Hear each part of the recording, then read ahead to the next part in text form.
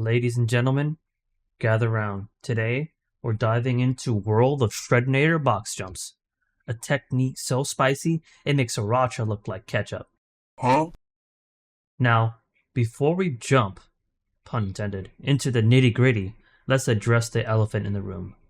Yes, an Asian team showcased this trick on YouTube recently, but guess what? I've discovered it about a week ago.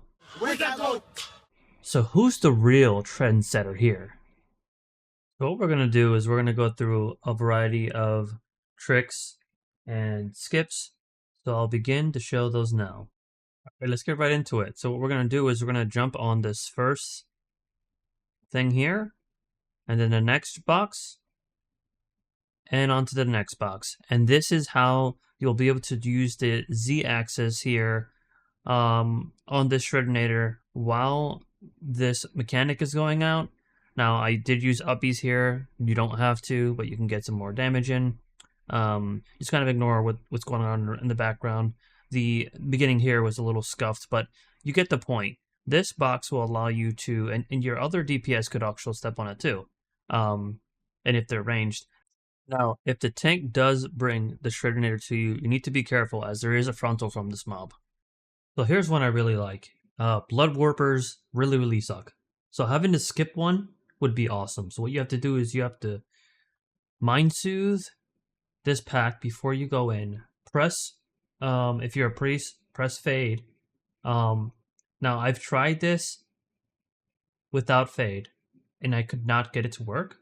So I press fade and then get in range, and that worked for me. You may want to try to do this in a normal dungeon first. Alright, so here's another one. You may not need Mind Soothe for this, but you can see I just Mind Soothe this pack. I'm not sure which pool it is on MDT itself, but you guys might be able to figure out. It's right before the demolition boss. So what I can do here, or rather what I've shown, is soothing that. You can go right up the steps.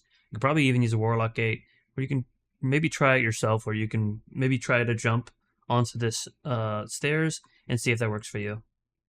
However, this pack does provide a lot of count, so you may want to kill it instead. So you thought there were no more Shreddinator tricks, huh?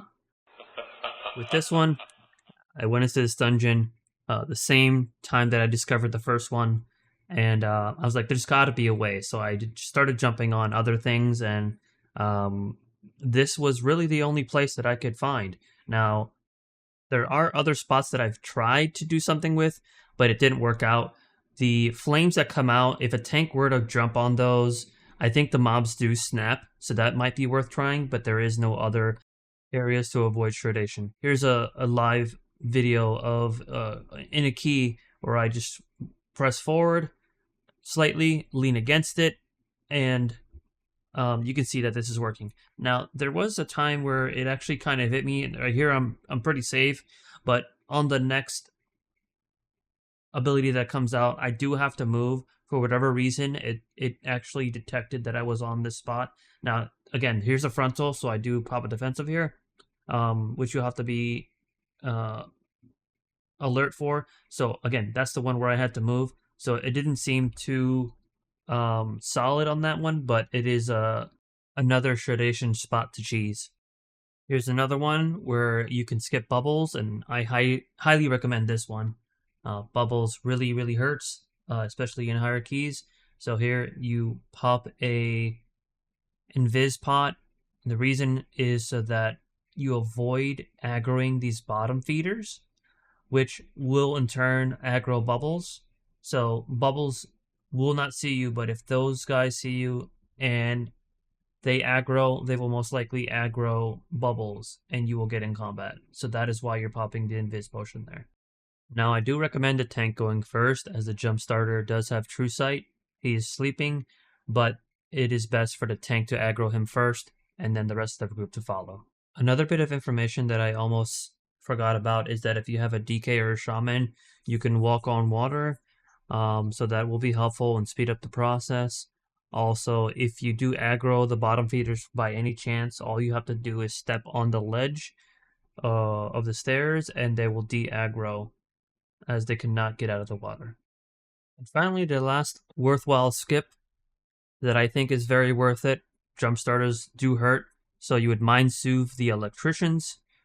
Now, you cannot soothe the jump starter. However, you can hug and jump on these boxes like this group is doing. You can just go along with the group. Here I'm just trying to stay back, which is probably not worth it. You mind soothe them, so you have just enough time. Actually, you probably have more than enough time, probably 8 seconds to spare on your mind soothe, and you would go and run, hug the wall again, and then turn the corner. Alright, I hope y'all enjoyed this video, and like and subscribe for more, and I will try to see what can be done in other dungeons. I hope you guys can find other tips and tricks that help you. So I appreciate you watching, and I'll see you guys in the next one.